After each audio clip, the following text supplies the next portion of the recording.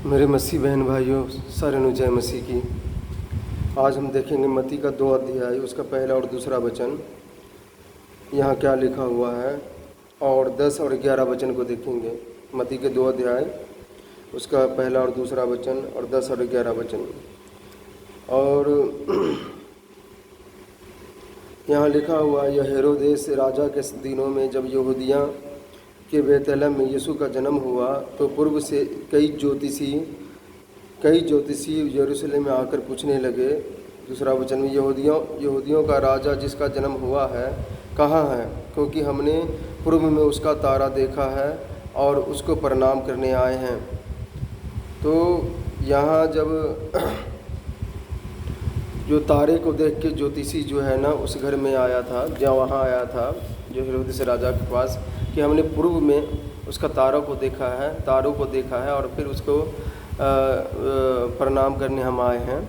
तो ये ज्योतिषी को जो है, ये ज्योतिषी जो था इसको यूनानी में मगोई के नाम से जाना जाता है। जो बुद्धिमान मनुष्य, उनकी संख्या, राष्ट्रीयता और देश अज्ञात मतलब कि उसके देश का नहीं लिखा हुआ है, पर देश अज्ञात है। और पूरा एक दल था, और वे पुरोहित वंशागत, यानी कि वो सारे वंश से ही वो सब सारे ज्योतिषी था।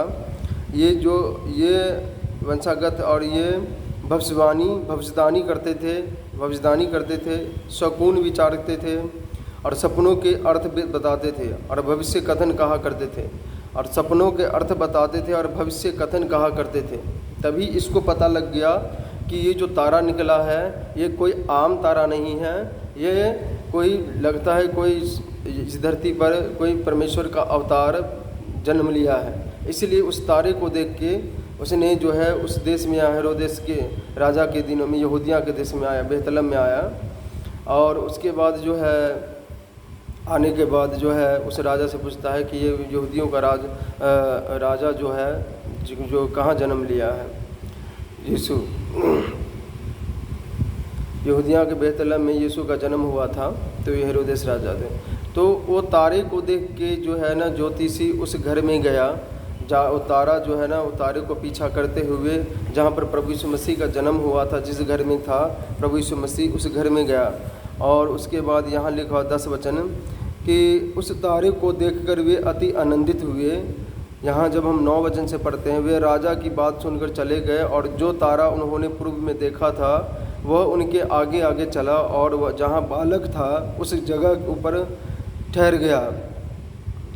जिस जगह पर बालक था, जिस घर में, उस जगह के ऊपर ठहर गया। 10 वचन कहता है, उस तारे को देखकर वे अति आनंदित हुए, खुश हुआ, है ना, वो ज्योतिषी जितने भी थे।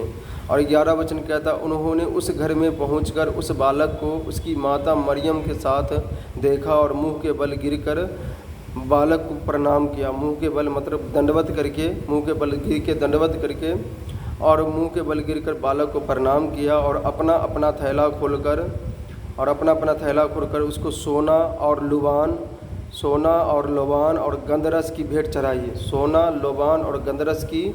चढ़ाई। प्रभु यीशु मसीह के चरणों में दंडवत करके और सोना, लोबान और गंधरस की भेंट चढ़ाई। तो हम यहाँ देखते हैं कि सोना, लोबान और गंधरस का मतलब क्या है। ये ज्योतिषी जो बुद्धिमान था और जो भविष्यवाणी बताता था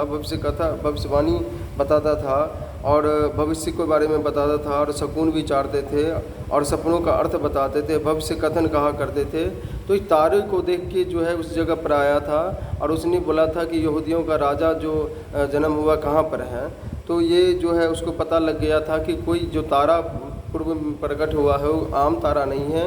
इस धरती पर कोई ना कोई महापुरुष, कोई ना कोई अवतार हुआ है। तो वो क्योंकि वो भविष्य कथन कहा करते थे, बहुत बुद्धिमान था, इसीलिए उसके ऊपर परमेश्वर ने प्रकट किया था। और वह आके सभी एक दल जो था, कई ज्योतिष था उसके अंदर, जिसमें सोना, लोबान और गंधरस जो है वहाँ पर रखा था, प्रभु के चरणों में भेंट चढ़ाया।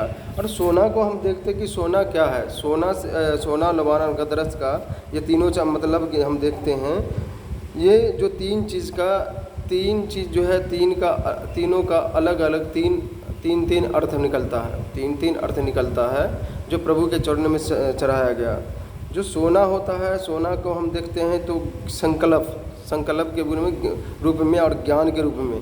ये जो ईश्वर है, ईश्वर के राजस्व का प्रतीक है। सारे ज्ञान का भंडार परमेश्वर है। परमेश्वर जहाँ रहता है वहाँ पर हर चीज़ सोने का बना हुआ, सोने और मोती का बना हुआ। जैसे प्रकाशित वाक्य 1 अध्याय उसका 18 वचन पढ़ेंगे, 21 वचन पढ़ेंगे, तो वहाँ भी आपको दिखेगा कि वहाँ स्वर्ग में जो है सोने का सड़क है, सोने का नगर है, सारा कुछ जो है सोने का। तो परमेश्वर का, ईश्वर इस परमेश्वर के राजस्व का प्रतीक है और ये ज्ञान को दर्शाता है और संकल्प को भी दर्शाता है। और लोबान हम दिखाते, जब बात करते हैं तो लोबान का साहस और भक्ति के रूप में दर्शाया गया है। और भक्ति सिर्फ ईश्वरीय व्यक्ति की होती है, भक्ति सिर्फ ईश्वरीय व्यक्ति की होती है। जो व्यक्ति, जो जैसे ये बुद्धिमान व्यक्ति, जो ये जितने भी बुद्धिमान व्यक्ति आया था, जितने भी जो है ये ज्योति से आया था, आके और सोना लोबान प्रभु के चरणों में दंडवत करके चढ़ाया, भक्ति किया। तो भक्ति, लोबान का मतलब तो साहस और भक्ति ईश्वर के पुरोहित स्वरूप का प्रतीक है, जिसे ईश्वर के पुरोहित स्वरूप का प्रतीक है। तो जो भक्ति सिर्फ ईश्वरीय व्यक्ति की होती है, जहाँ जैसे हम यूहन्ना 4:24 में कहते हैं कि यूहन्ना 4:24 में लिखा हुआ है, प्रभु यीशु मसीह ने कहा है कि सच्ची आराधना क्या होता है, कि परमेश्वर का आराधना लोग शुरू और सच्चाई से करेंगे। और प्रकाशित वाक्य 19 अध्याय उसका 10 वचन में देखते हैं तो वहाँ पर आप देखेंगे तो वहाँ पर आपको मिलेगा कि संत जो यूहन्ना था उसको जो है ना संत यूहन्ना स्वर्गदूत को प्रणाम करने लगा। तो स्वर्गदूत कहता नहीं, मुझे प्रणाम मत कर, क्योंकि सिर्फ महिमा के योग, आराधना के योग प्रभु यीशु मसीह है, ईश्वर है, परमेश्वर है। और प्रकाशित वाक्य 22 अध्याय 8-9 वचन में भी यही चीज़ मिलेगा कि संत यूहन्ना जो था स्वर्गदूत को प्रणाम करने लगता है तो वो मना करता है कि नहीं, महिमा के योग सिर्फ इस भक्ति के योग, सिर्फ जो है आराधना के योग प्रभु यीशु मसीह है, सिर्फ जो है ईश्वर है। तो यहाँ पर जो है, जो आराधना जो है, जो भक्ति है, वो आपको सिर्फ ईश्वरीय व्यक्ति की है, ईश्वर व्यक्ति की है, सृष्टि की नहीं। सृष्टि जो ख़त्म हो जाएगा, जो नाशवान है, जो जल जाएगा, जो कट जाएगा, जो ख़त्म हो जाएगा, जो नाशवान है, उसकी आराधना ही होता है। तो इसीलिए जो है ना, आराधना सिर्फ परमेश्वर की है, सिर्फ सृष्टि करता है, जिसने सृष्टि की रचना की है उसकी आराधना सिर्फ होनी चाहिए। और गंधरस से पता चलता है कि संयम और कर्म। गंधरस जो हम, इसका मतलब होता है कि संयम और कर्म। तो ये जो गंधरस है ईश्वर के महाबलिदान का स्वरूप बताता है। गंधरस ईश्वर परमेश्वर के महाबलिदान का स्वरूप बताता है। जैसे हम देखते हैं कि परमेश्वर ने इसको, जब प्रभु यीशु मसीह पैदा हुआ तो चरनी में स्वर्गदूत ने चरवाहे के ऊपर प्रकट किया कि भाई तुम एक बालक को चरनी में रखा हुआ पाओगे। चरनी क्या है? जहाँ प्रभु यीशु मसीह पैदा हुआ था, जिस भेड़शाला में पैदा हुआ था, जहाँ पर प्रभु यीशु मसीह, क्योंकि सराय में उसके लिए जगह नहीं था, तो जहाँ पर मंदिर के चढ़ावे के लिए भेड़ को पाला जाता था, रखा जाता था, तो वहीं जो है भेड़शाला से सारे मंदिर के लिए भेड़ जाता था। तो प्रभु यीशु मसीह का पूरा जो है वहीं पर जाके प्रभु यीशु मसीह जो पैदा हुआ, तो क्योंकि प्रभु यीशु मसीह ने सारे मानव जाति के लिए वहाँ बलिदान देना था, तो इसी तरह वहाँ से, मंदिर से ही सारे पापों के बलिदान के लिए वहाँ से भेड़ जाता था। तो वही जो सिनेरी वहाँ बनता था कि प्रभु यीशु मसीह उसी भेड़शाला में, चरनी में पैदा हुआ, जिससे जो है टोकरी में रख के उसके अपने माता पिता जो चरनी में पाँव के नीचे रखा हुआ था टोकरी में, तो जाता चरनी होता है अज्ञानता। प्रभु यीशु मसीह ने कहा था, प्रभु यीशु मसीह ने मरकुस, जब हम पढ़ते हैं मरकुस का 8 अध्याय उसका 38 वचन में कहा था कि इसलिए जो कोई इस भयविचारी और पापी पीढ़ी के बीच मुझसे और मेरी बातों से लजाएगा, मनुष्य का पुत्र भी जब वह पवित्र स्वर्गदूतों के साथ अपने पिता की महिमा में आएगा तब उससे भी लजाएगा। तो प्रभु यीशु मसीह ने कहा कि इस भयविचारी पीढ़ी है ना, इस भयविचारी और पापी पीढ़ी के बीच, यानी कि ये जितनी भी जो हम चरनी को दर्शाते अज्ञानता नासमझ है ना, यहाँ पर जितनी भी लोग हैं एक परमेश्वर को छोड़ के और सृष्टि की आराधना कर ले, नासवान चीज़ की आराधना करने लगा सृष्टि की, तो इसलिए अज्ञानता कहा गया। तो परमेश्वर ने जी क्या किया कि परमेश्वर ने संकल्प लिया संकल्प लिया और उसके बाद उस साहस संकल्प लेके और साहस किया और आके अपना महाकर्म किया और आके सारे मानव जाति के लिए महाबलिदान को किया और क्रूस पर अपना सारे मानव जाति के उद्धार के लिए रास्ता निकला, क्रूस पर अपना लहू गया और मरकर 3 दिन के बाद जिंदा हुआ। यूहन्ना कहता परमेश्वर ने जगत से ऐसा, यूहन्ना का 3 अध्याय 16 वचन में कहता है परमेश्वर ने जगत से ऐसा प्रेम किया कि अपना अकेलौता पुत्र दे दिया ताकि जो कोई उस पर विश्वास करे वो नाश न हो परंतु अनंत जीवन। तो ज्ञान, भक्ति और कर्म, ये तीनों चीज़ जो है ना, जब ये ज्योतिषी आके और प्रभु के चरणों में अर्पित किया कि हे परमेश्वर, हम तुझे अपनी ज्ञान के द्वारा, अपनी भक्ति के द्वारा, अपने कर्म के द्वारा प्राप्त नहीं कर सकते, है ना। हम तुम्हें ज्ञान और भक्ति और कर्म के द्वारा हम तुझे प्राप्त नहीं कर सकते, हमारा उद्धार नहीं हो सकता था। तो इसीलिए यूहन्ना का 1 अध्याय उसका 14 वचन में लिखा है कि वचन देहधारी हुआ और अनुग्रह और सच्चाई से परिपूर्ण होके हमारे बीच में डेरा किया और हमने वैसी इसकी ऐसी ज्योति देखी जैसे पिता के इकलौते की। तो वो जो है हमने उसकी ऐसी महिमा देखी जैसे पिता के इकलौते की महिमा। तो जब हम पढ़ते हैं कि प्रभु यीशु मसीह अनुग्रह लेके आया और उसके बाद जो है ना, ताकि लोग अपनी बुद्धि के द्वारा, अपने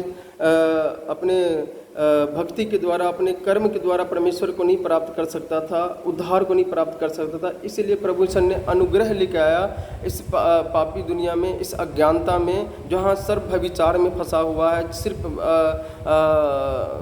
पाप में फंसा हुआ है, सृष्टि की आराधना करता है। तो उस संसार में आया। जब हम 11 के 1 अध्याय उसका 10 और 11 वचन पढ़ेंगे तो कहता है, उसमें लिखा हुआ है कि वो जगत में था और जगत ने उसे नहीं पहचाना, वो अपने घर आया और उसके अपनों ने उसे नहीं पहचाना।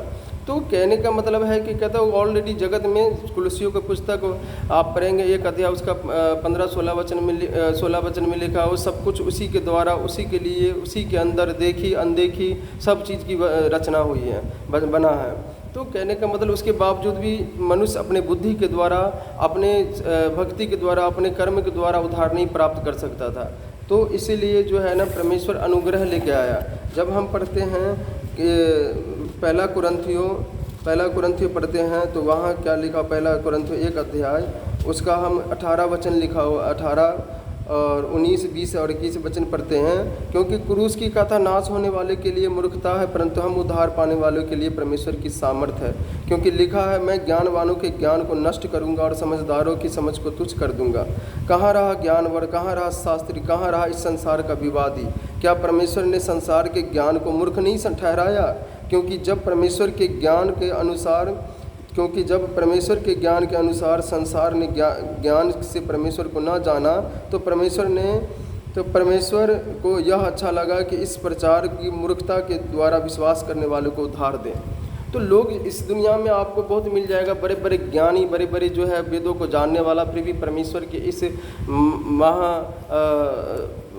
बलिदान को समझ नहीं पाया, परमेश्वर को समझ नहीं पाया, परमेश्वर को अपने ज्ञान के द्वारा प्राप्त नहीं कर पाया। इसलिए ये बुद्धिमान व्यक्ति, ज्योतिषी जो इतना बुद्धिमान था, वो आके और अपने ज्ञान को, अपने भक्ति को और अपने कर्म को जो है ना, सोना, लोबान और गंधरस को प्रभु के दंडवत करे चरणों में लगाता कि हे प्रभु, हम तुझे अपने ज्ञान के द्वारा, अपनी भक्ति के द्वारा, अपने कर्म के द्वारा नहीं प्राप्त कर सकते थे।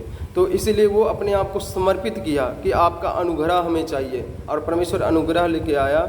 और आज भी जो है परमेश्वर हमें अनुग्रह देता, हमसे बहुत प्रेम करता परमेश्वर, है ना। जर्नी जो होता है अज्ञानता को दर्शाता। परमेश्वर अगर संकल्प लिया कि हम जाएंगे धरती पर, क्योंकि धरती हमारा वंश जितने भी हमने मनुष्य को बनाया वो पाप में फंस गया, सृष्टि के आराधना करता, और इसकी वजह से स्वर्ग में नहीं जा सकता, परमेश्वर के साथ मिलाप नहीं हो सकता। इसलिए परमेश्वर ने संकल्प लिया, साहस दिखाया और कर्म किया, वहाँ बलिदान किया, है ना।